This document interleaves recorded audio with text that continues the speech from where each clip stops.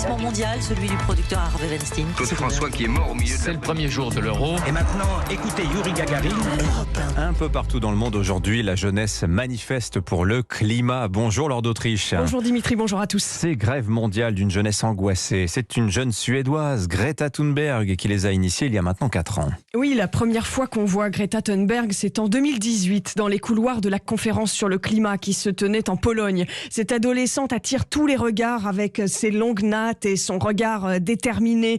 Elle a 15 ans et à la tribune, elle dit que seuls les citoyens peuvent désormais sauver la planète. Ça ne sert à rien de demander aux États de s'occuper de notre futur. Ils nous ont ignorés jusqu'ici et ils vont nous ignorer encore.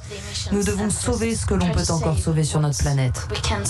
Greta Thunberg est autiste. Elle dit que c'est son super pouvoir, qu'être différent est un super pouvoir. Et du haut de ses 15 ans, elle initie un mouvement qui fait tache d'huile, en particulier en Suède, au Canada, en Australie.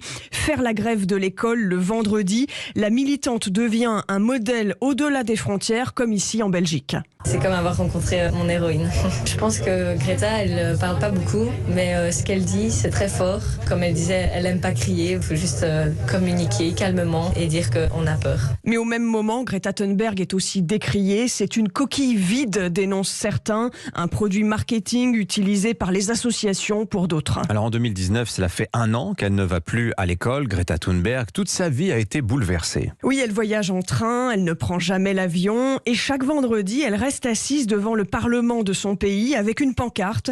Si une dynamique peut venir des citoyens, elle comprend que rien ne peut se faire sans une volonté politique. Et en août 2019, elle arrive à New York après un voyage en voilier. Elle est accueillie en star et s'adresse au président Donald Trump, dont le pays s'est retiré de l'accord de Paris.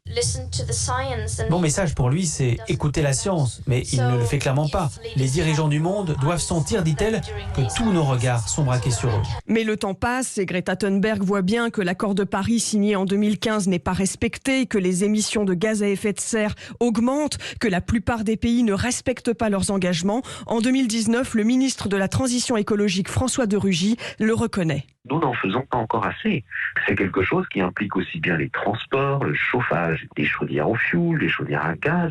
Voilà ce qui est en jeu. Greta Thunberg a aujourd'hui 19 ans. Son nom a été proposé il y a 3 semaines pour le prix Nobel de la paix.